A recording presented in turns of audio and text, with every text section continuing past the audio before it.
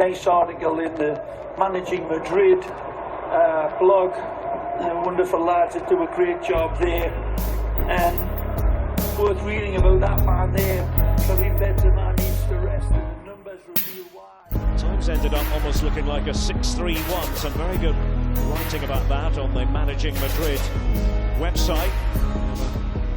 First-rate podcast as well. Of course, Fede Valverde was a huge part of the equation.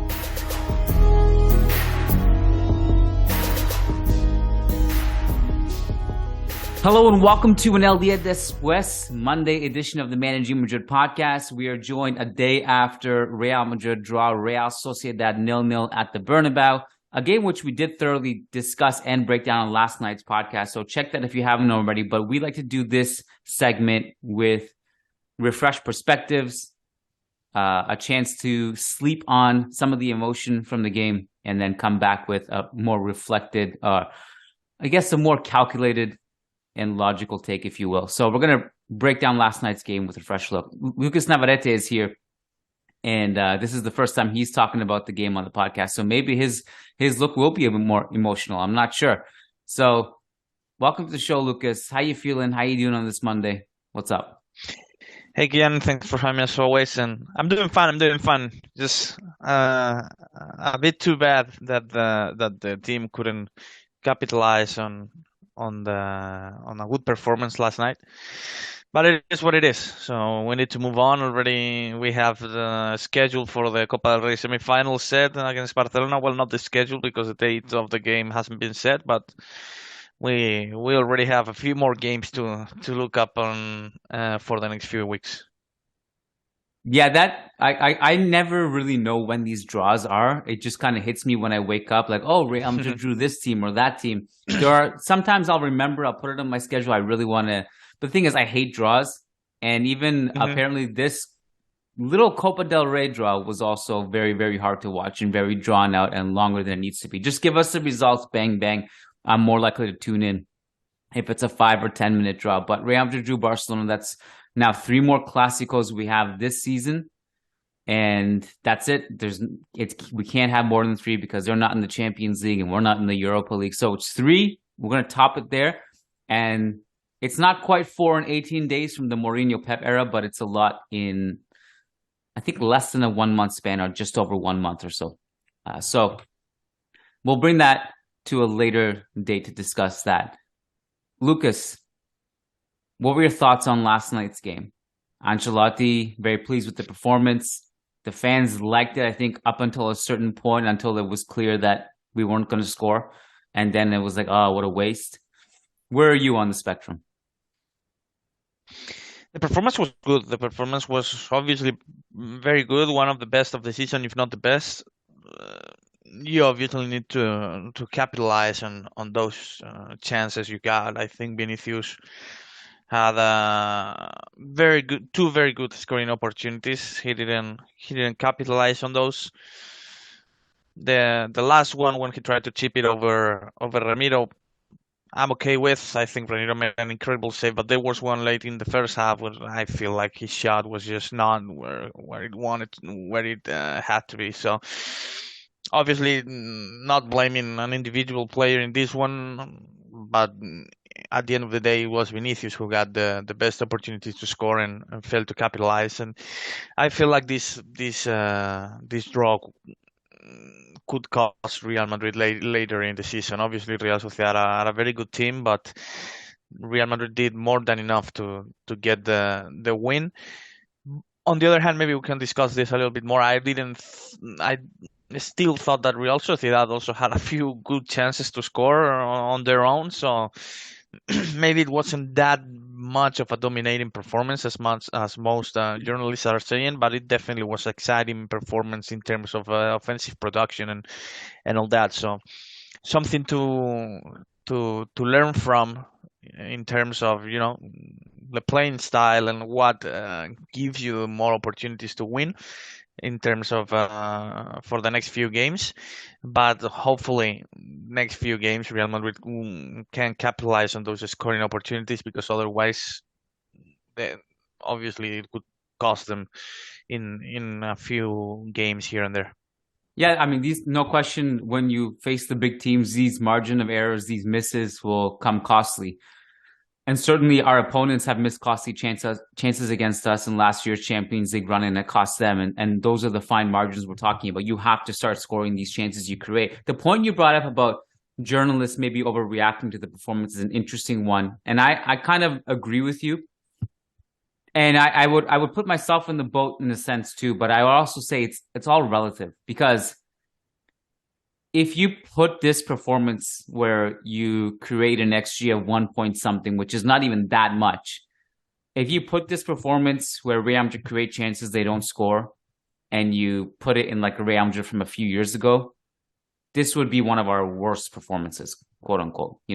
Like if you airdrop this into the 16-17 season, for example, no one's even noticing this. Like, oh, that was cute, we created some chances. Like, no one's gonna applaud that. I think part of the reason why it was magnified last night was because the standards are right now a little bit lower, unfortunately. We're trying to get this team going, and within the lens of looking at this current season, this was about as good as it's been for Real Madrid in terms of from a pure performance perspective, and also just a chance creation perspective. This was a different style of football that Ancelotti has implemented. It was one where you had a different set of midfielders, younger legs, a lot of energy. You had a blueprint where you were winning the ball high up the pitch. So it was a different tactical look, which did succeed in the if the barometer is creating more chances. It obviously did not succeed in the scoring. But I think that part of that was bad luck. And I think that's where some people are missing the point here. I think what got lost in this is because there's a little bit of a debate going on now within the Real Madrid fan base, saying that stop looking at this game as, this moral victory and stuff, and start looking at the fact that we didn't score. This is the way I look at it. I'm looking at a completely different perspective.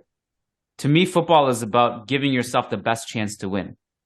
Last night, we gave ourselves a better chance to win than we usually do in a low block. If by all means you look at this and you're saying, well, forget the process. If you want to go back to that low block, by all means, if that's your argument, then go for it. Because I think you have to look at this and say, yeah, it sucked we didn't score. We got to improve our finishing. But we have to look at it and say, well, this gave ourselves a good chance of scoring. And by the way, that little low block and the counterattacking, that actually is not a way for us to limit our chances. We actually concede worse chances than we did last night if we play that way, because this way we're at least limiting the amount of times the opponent enters our final third, tests Courtois. You spoke about the chances. Most of those came in the second half. There were 3 or 4. They weren't that clear cut, but one of them I think would have been called back for offside anyway. The other 2 or 3 luckily fell to Kubo, who kind of, despite having a really good game in front of goal, he wasn't great, and that's kind of Kubo in a nutshell if you've been watching him for the past few years. Yeah. But I think you have to look at this, Lucas, and say, I think this is more sustainable in terms of increasing our offensive output. And certainly I don't think, like, we got Barcelona coming up. This is all tied in. We got Barcelona coming up 3 times. This blueprint, I think, gives us a better chance against Barcelona than the previous Supercopa final, where you don't have any of the ball. You have no confidence, no control, no momentum, and you're just leaking chances. That is a worse blueprint against Barcelona. I think you have to look at this and look at some baby steps, be admitting the fact that we need to finish our chances. But I think you have to look at this process and continue this. Yeah. I think I agree with you. I think you have to try to keep implementing this system, this playing style, this formation. I think that Ceballos has been brilliant since given the chance to play. I think he deserves to play more. He keeps, not more, but he keeps deserving to play, if you know what I mean. He keeps deserving to be on the field. In fact, as a matter of fact, I know that he was tired last night, but I wouldn't have taken him off the field. I thought the team was playing well enough he was playing well enough to keep trying to help the team get this goal, to get this win. I didn't think Modric was an improvement in this regard. So I think that if Real Madrid want to keep having as many chances as they did last night, want to keep having or playing or implementing this exciting playing style where it's a more dynamic midfield and all that, as we've talked about this last Thursday or Friday, I think they still have to make sure that both Kroos and Modric are not on the field at the same time. And again, it hurts me saying this, but I think introducing two dynamic midfielders like Valverde, Camavinga, Ceballos, Camavinga, whatever combination you want to find with those particular three players, Valverde, Ceballos, and Camavinga, having two of them on the field is what ultimately will take this team to the next level. I believe that the ceiling of the team is a little bit higher when two of these three guys are on the field, rather than when both Kroos and Modric are on the field at the same time at this point in time. This is, again, it hurts me saying this in 2023 because both Kroos and Modric are legends, but it is the way it is at the moment, and this is the way the team is at the moment in terms of their form and their capabilities. Yeah, I saw your tweet last night that maybe you should have looked at Kroos instead of Ceballos when you brought Modric on.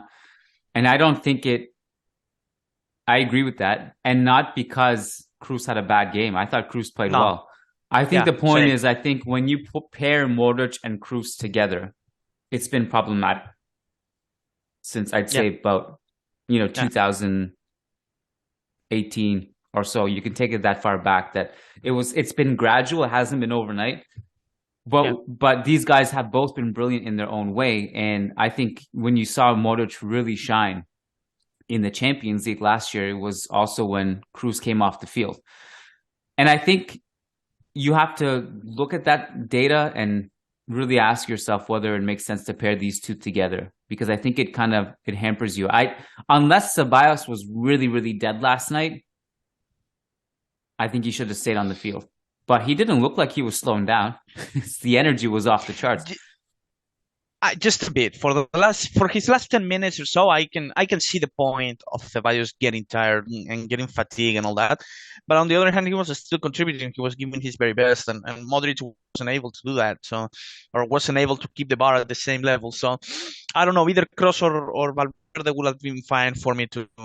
I get the point of introducing Asensio for sure, because he's at the end of the day, it's another attacker. He has the ability to score goals from pretty much anywhere on the field, as frustrating as he's been in recent years. But I saw no need for Modric last night, to be honest. I thought the midfield was completely fine. So either Valverde or Kroos would have been my substitution last night. Probably even Valverde ahead of Kroos, to be honest. I thought the game was not in this phase of Madrid needing Valverde's physical presence anymore. I thought Real Sociedad were parking the bus late in the game. Counter-attacking opportunities weren't as frequent as they were for the early stages on the second half. So I think Valverde would have probably been my call to introduce Asensio in the game. I thought that he wasn't as needed as Kroos late in the game. Valverde is another one though that was really good, and he generated 4 shots for us. I wouldn't have been surprised if you kept him on and he did something eventually. I do think one thing is clear though, is that when you look at Real Madrid's bench last night, it's pretty clear that only 2 players are trusted on that bench. There's no others that are trusted. Absolutely. Yeah. I know Mario Martin appeared against Atletico, but it was a different case. You're going into extra time. You're trying to really you're digging deep there. Odriozola, same thing. Like I don't want Odriozola in a game like this, because I think as limited as Nacho is offensively, he is also, I trust him because Real Sociedad are going to have counterattacks. I trust him more than Odriozola in that situation. I totally get it. So I think Asensio, the way I look at it, Lucas, is that no matter what, regardless of what the score was last night, Asensio and Modric are coming on, and they're the only two that are coming on. Whether you like it or not, that's the way Ancelotti. You can predict it before even the game started. You look at that bench; those are two players who are going to come on. No one else is probably going to come on unless you're up by like a lot of goals. So those are the two, and then you have to ask yourself who's coming off in that situation if you have to bring them on. All these guys were creating chances, and you can't take Benzema off. I don't think when you need a goal, because I think you can. Even if he's having a poor game, he can still score. Vinicius is kind of in that same mold. I think if you had to, it probably would have been Cruz. This was the one. Yeah, either Kroos or Valverde, in my opinion. Because Ceballos was creating plays everywhere on the field, I think. And he's the way he interprets that position, very dynamic, helping the left side at all was great. So I think I agree with the call of introducing Asensio in this game, because even more Rodrigo was trying to play through the left flank with Vinicius, Camavinga, so there were too many bodies on the left for Real Sociedad to focus on that part, and I thought that Ancelotti was right trying to put Asensio more on the right so that they had to focus a little bit more on that flank. But at the end of the day, Real Madrid, I thought, took the foot off, not voluntarily, but the form and the momentum wasn't there as much as soon as Ceballos left the field and Modric entered. I thought Modric's cameo didn't really help the team last night. He got into two really good spots in that right half space, and remember the one where Asensio finds him with a brilliant pass. Yeah, and he's in that position where it looks like you can't tell if he's shooting or if he's crossing. I think he was shooting, but obviously not very accurately. Either way, that was in a good position.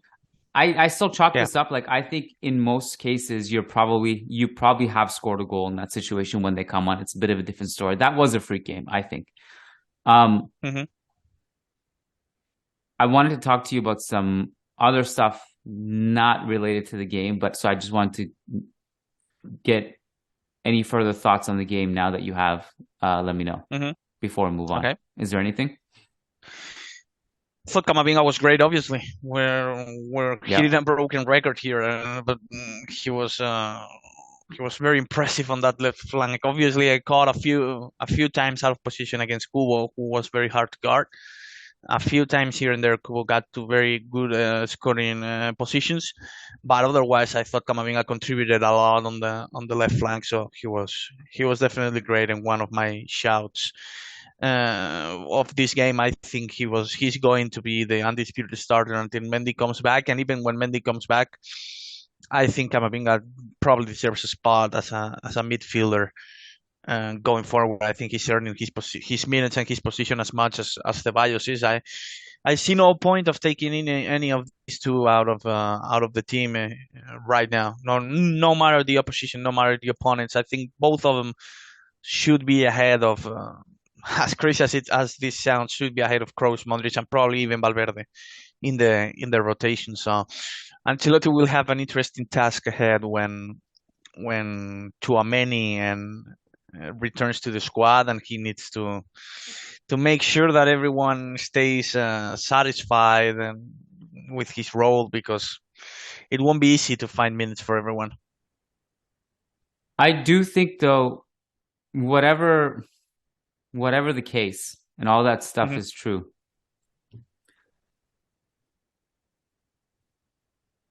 if this was last season, I think Ceballos probably would have just disappeared into the dust, and Camavinga would have taken a further backseat too when Tchouaméni and Mendy come back. I think it's different this year. I think Ancelotti has probably changed his opinion on those two players. It's not that I don't think he ever didn't trust them, but the trust he's earned from those two now is a lot different than it was last year. So I just feel like, listen, man, if we go to Anfield, if we go to the Camp Nou, even the first leg at the Bernabeu. By the way, the first leg at the Bernabeu, I don't know when the last time that happened was. Kind of sad that we don't get the second leg at the Bernabeu. Yeah. Can't drop Camavinga in any of those games, or even you could even argue Ceballos. Yeah. Based on merit, it's really hard to do that right now. What they bring Absolutely, to the absolutely. table. It would be extremely unfair, and it would be, to be honest, it would not send a positive message to the rest of the team, because everyone on the team is like everyone around the team, like us, journalists, fans, media members, all of them are seeing that, these guys are in their minutes, but also the players. The players inside the dressing room know that these guys have been earning their minutes. So it would not send a positive message to the rest of the team if they were to be benched at Anfield or against Barcelona. I'm not talking about giving them the chance to rotate and rest. Obviously, I'm talking about, the big game comes, first leg against Liverpool, excuse me, first leg against Barcelona. These guys have to play, because obviously you have to consider that the tie against Barcelona is going to be a priority, and Ancelotti is not going to rotate his squad there. So I think that it will not send a positive message, a positive vibe to send these two guys to the bench the way they're playing right now and the way they've played and earned their minutes and helped Real Madrid at the toughest times, really. Like these two guys have been, if not the main reason, one of the mainest reasons to be behind Real Madrid's resurgence when they were knocked down against Villarreal already. Like, Ancelotti's future was in question. He was in the hot seat when Real Madrid were losing against Villarreal in the Copa del Rey. And it was obviously Ceballos and players like Ceballos and Camavinga, those two who helped Real Madrid when in the toughest times, in the toughest period they've faced so far this season. So it would be extremely unfair to drop them. Yeah. I agree. We'll see what happens, and I'm curious to monitor it. I wanted to ask you about this Cancelo thing. Yeah. This came out of nowhere today. Apparently after some kind of heated scuffle between him and Pep in training that seemed to have stemmed from him being told he's not starting in a game. Mm-hmm. So I have many, many questions in my head, or to the universe, about like what is happening? How is he going to Bayern all of a sudden when we woke up today? Where do you stand on? We'll start with the Real Madrid related side of this. In fact, there is no really Real Madrid related side to this, because Real Madrid are not signing him, nor have they seemed to have expressed any interest in signing him. But it's more of a theoretical. Should Real Madrid have been involved in this? It's down, no question. No question. He can play both flanks. He's still young. I don't know. The only negative side I can find about him is probably his salary. Well, and maybe his attitude. Just a loan. In terms of, he's just a loan. But I have to assume that how much was the option? 62 or something like that, right? I can't remember, but it's I don't think it's a buyback option. Yeah, right? It's not a forced buyback. Yeah, I don't know. I think it's not mandatory. It's not forced, but that's what I mean. Again, if it's in the range of 60 million, which is what was reported initially, I have to assume that Bayern will execute it, unless he's not informed during this next 6 months or whatever. I think Cancelo has been phenomenal for the last few years. Credit to Guardiola for finding a player or for molding Cancelo to be this player. Obviously, Cancelo's attitude might not have been ideal, and this is why City ultimately decided to send him on loan. But Real Madrid have a coach, whose main attribute, whose main expertise, if you will, is to keep the atmosphere inside the dressing room in a good state. So I have to assume that he will not have any kind of problems with Cancelo, mainly because Cancelo should not have any problem in Real Madrid, because he will start right ahead. He will be an undisputed starter in Madrid, in my opinion, no question.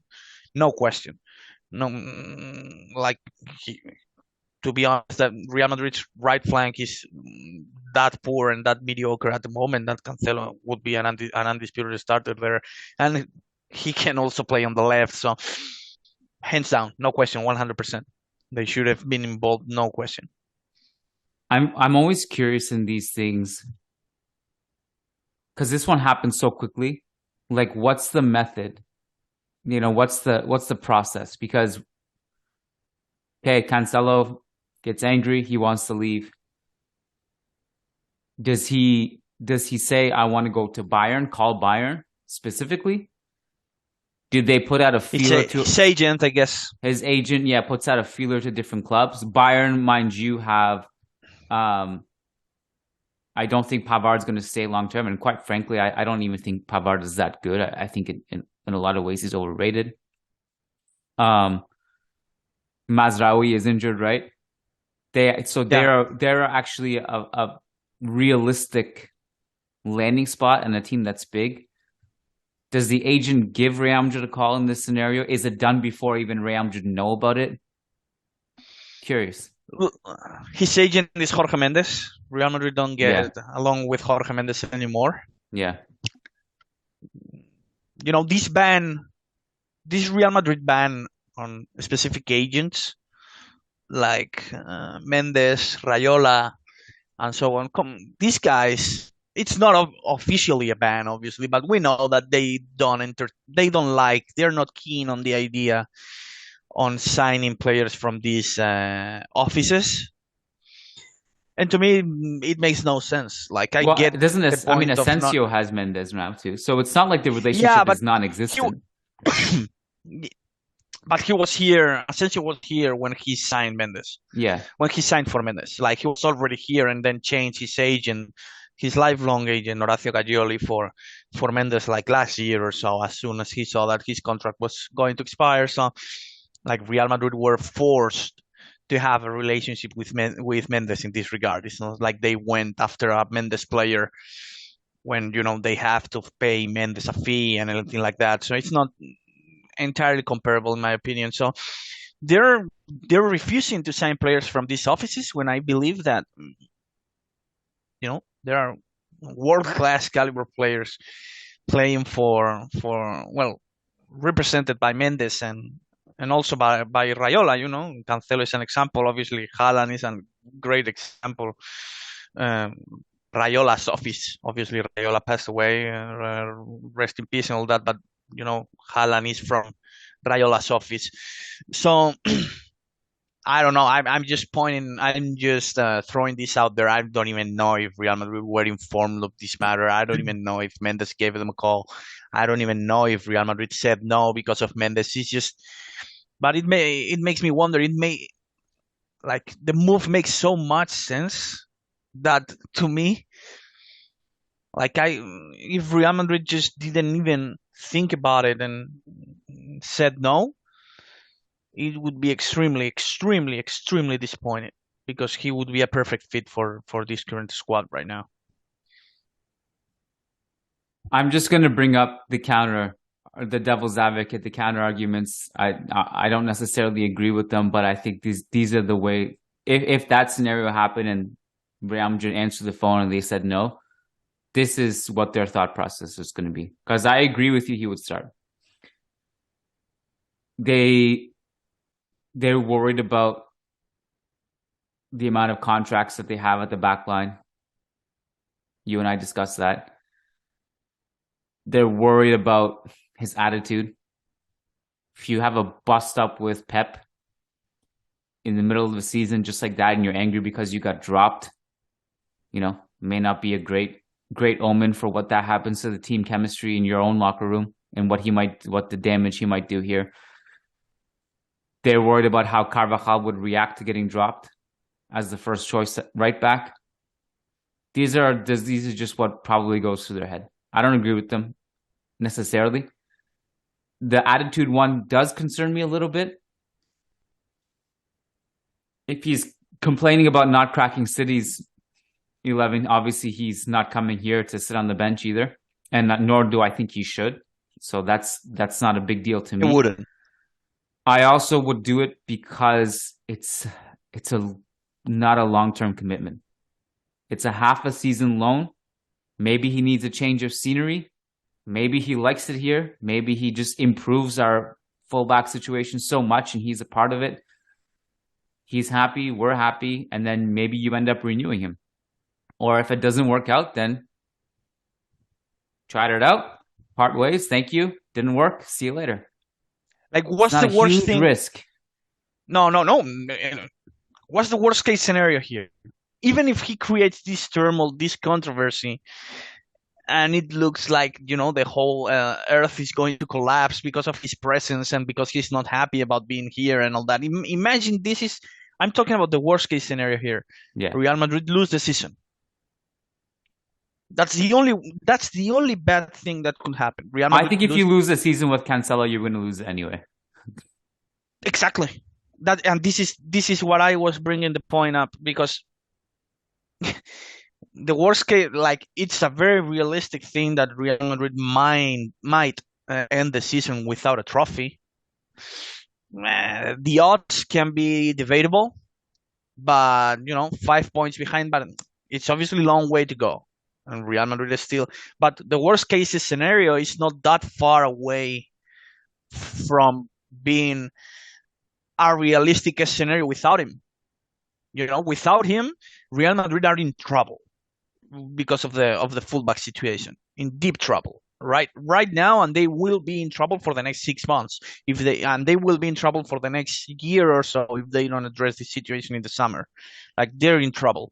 So not signing anyone for these spots put Real Madrid in a difficult situation, and if you sign Cancelo and everything goes wrong, you lose the season. That's it. And the only thing you need to do in the summer is find another right back or another left back who is actually a better fit for the team than Cancelo. This is the worst case scenario here, right? Risk is so low, so ridiculously low, because again, he would be starting here. Like, he would be starting here. Like, I see no fuss, no controversy about it. Even when, like, Ancelotti's in charge, he would not be a problem, I'm quite sure. So the risk was so low that it's ridiculous to me that Real Madrid didn't even entertain the idea. I just hope that Bayern's offer was better.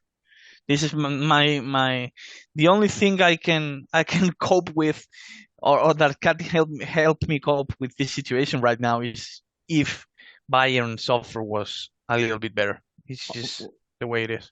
If there even was an offer and not just you assume his salary and that's it. Yeah, exactly. Wow, this is up.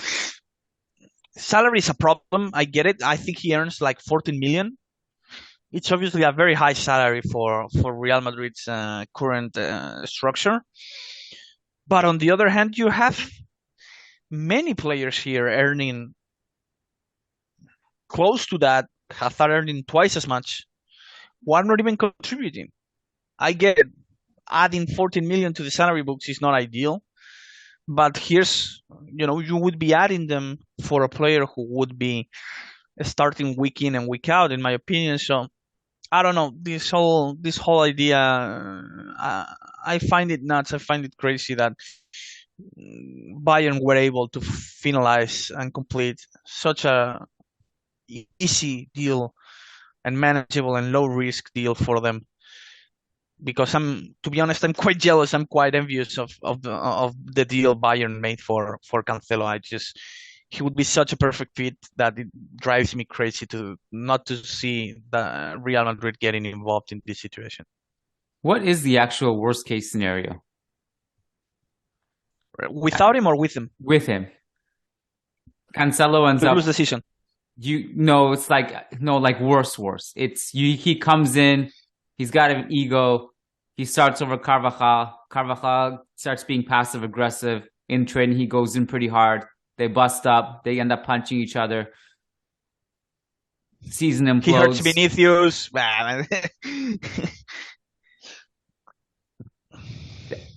It's hard to see how bad it could get for a low risk thing like that. I've heard a lot of people say, well, look at all the options we have at right back. Carvajal, Vasquez, Nacho, Rudiger, Militao, Odriozola, Vinicius, Ceballos. It's like... None of them are better than Cancelo. No. it's like, oh, but look at like, should we really buy a Ferrari if we have a garage full of Mazdas? Yeah, get the Ferrari. You're Real Madrid, yes. Yes. And I'm not sure if those options qualify as Mazdas for the right back spot. Rudiger and Militao are fine players, but are they Mazdas for the right back spot? Maybe my taste is a little bit, maybe they're. I think they're. I don't know. I think they're bicycles for the right back slot, and then, but for the center back slot, they're like the Ferraris. Yeah, exactly. Yeah, I was just curious to get your thoughts on Cancelo. It happened so quick and out of nowhere. He's a player I think would have been pretty interesting in terms of someone that could actually really, really help turn your season from a pure talent standpoint. And I do value the leadership thing, by the way, just to make that clear. I think it's really important. I think you really, really have to look at the personalities that you bring into the squad. And I'm not that familiar about what's happening in Manchester City, to know if he's just has a shit attitude or maybe he needed a change of scenery. But as a rental, someone that could help you in this run, I think it would have been worth a shot. Yeah, absolutely. And the same, I have similar feelings about Malo Gusto, by the way. 35 million are peanuts. Yeah, I'm not saying Malo Gusto is Cafu. I'm not saying Malo Gusto is Cafu, but 35 million are peanuts. Losing on a player like that to a club like Chelsea, who is competing, maybe not exactly head-to-head with you for the Champions League, but, they're a quality club, no question. So losing a player, a decent prospect, decent talent for the right back spot for 35 million, which is peanuts again, it's what you spend on Odriozola, for God's sake. It's exactly what you spend on Odriozola. And I don't know, losing when you're in such a desperate position like Real Madrid on this, with the right back spot and also the left back spot, maybe the left back not as desperate, but you know what I'm saying. When you're in such a desperate position for the right back spot, losing two appealing targets in a single weekend, it's frustrating to watch, man. It's just frustrating to watch because both Malo Gusto and Cancelo were decent targets, very good market opportunities, very, very good market opportunities. Like, I'm not talking about losing on 70 million players. Maybe I can see the point of saying no to those, but really, really good market opportunities, Cancelo and Malo Gusto for 35 million. So losing both of them in a span of like 2 to 3 days is frustrating to watch. Yeah, and that kind of puts to bed also this idea, Cancelo would have been a risk with his salary and his attitude. The monetary risk value with this one was also put to bed because you had even lower risk things that you could have done that would have helped, like Fran Garcia, like Malo Gusto, which you also ignored. So it's a lot deeper than even I honestly would be shocked if Real Madrid thought about it as deeply as you and I did right now on this podcast. I think it was more of a quick no. I don't even think they had a roundtable discussion. I agree with you. And people keep saying and people keep bringing up the Cancelo's 14 million, but he earns 14 million in a year. He was going to stay here for 6 months. Yeah. So it would cost the team only 7 million. It's not the same. Obviously, the salary is the same on a weekly basis, but it's not like Real Madrid are going to pay him 14 million because it would you would only take him for 6 months and you split the salary with Manchester City, who have already paid him half to play for them half this season. So it would only cost you like 7 million or so.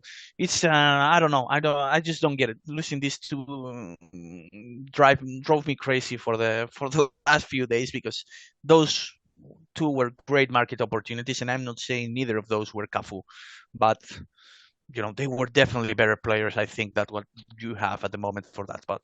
No, yeah, Malo Gusto is a good player. Yeah, he's not Cafu, but he's also not Carlos Diogo. He's a good player. 35 million is peanuts. Yeah, if I had to guess, you'd probably Cancelo's contract expires 2027. if I had to guess, you probably wouldn't renew him even if all things go well because of his salary. And maybe the club also, again, I don't even think they thought that deeply about it, but maybe they looked at it. But again, you're not committed to it, so who cares? Just try it. Anyways, have to wrap it up here, Lucas. Yes, sir. And for our listeners' sake, just so you know, I think our next 2 podcasts will be over on patreon.com/Managing Madrid, because we're going to do, I don't know if we'll do anything on Tuesday or Wednesday, but on Thursday, we are doing the post-game show for is it Valencia we're playing? Yeah, Brazil from the 70s. Yeah, Brazil's 1970s on Thursday. We're doing a post-game show on patreon.com/Managing Madrid. And then Friday, and I ask you this off air, but I think we'll do mailbag on Friday this week again because the game is on Thursday. So those 2 podcasts will be on patreon.com/Managing Madrid. Lucas, thanks for your time, my friend. It was fun chatting. Thank you, no problem. Yes, sir. Take care. All right. You too. Thanks for listening, and before we wrap it up here, we wanted to give a quick shout out to our patrons over on patreon.com/Managing Madrid, and specifically to our $10 plus patrons, because if you pledge $10 or more per month, you not only get access to everything and not only get guaranteed responses to your questions, you also get a specific shout out at the podcast. So shout out to our $10 plus patrons as follows: Brandon Alvarez, Willie Reed, Will Sousa, Wade Herring, Tobias Arroyo Botcher, Talib Salhab, Tahmid Kalam, Sushank Damala, Sujai Wani, Sumanchu Singh, Sheikh Hatiri, Shamil, Sergio Arispe, Santos Solorzano, Samuel Justin, Samar Z, Said Mahad, Sai Mohan, Sasi Kumar, Rodrigo Balmaceda, Rishi D, Phoenix, Peter Powell, Paulo Fierro, Patrick Odayafadi, Oscar Barrera, Nico Laxo, Nicholas Moeller, Nick Ribeiro, Mowgli, MJ Diego, Michael Zinberg, Marin Myrtle, Matthew Atkins, Martin Ridman, Magnus Lext, Logan Stahl, Leon Stavronakis, Kunal Tilakar, Crystal Glass, Kevin Rivera, Jose Cruz, John Fernandez, Jason Fitz, Ian Marley, Graham Gerard, Gary Kohut, Frederick Rantakiro, Frederick Sundros, Faisal Hamdan, S.A. Davisito, Eloy Enriquez, Edward Sossman, Daniel Williams, Con P, Christian Toth, Christian Acosta, Charles Williams, Brendan Powers, Brandon Stevens, Ashik Bashar, Arnab Mukherjee, Arman Gashi, Armando L, Anirudh Singh, Ananya Kumar, Azaz Hussein, Adrian Rios, Adar Zalukovic, Adam Dorsey, Varun, Fabian Moreno, and Daniel Smith. We love you guys so much. Thank you so much for your support. Thanks for being a part of this family. And Hala Madrid.